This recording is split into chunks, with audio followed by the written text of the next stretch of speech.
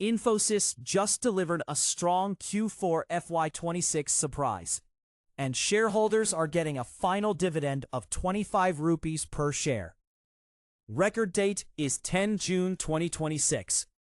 This is a strong confidence signal from management. Revenue.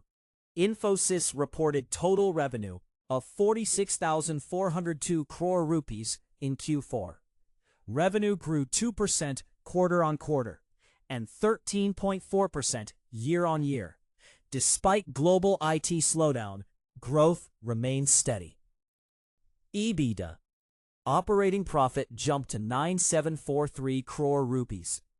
Margins improved to 21% from 18.4% last quarter. This sharp margin recovery is the biggest positive this quarter. Profit.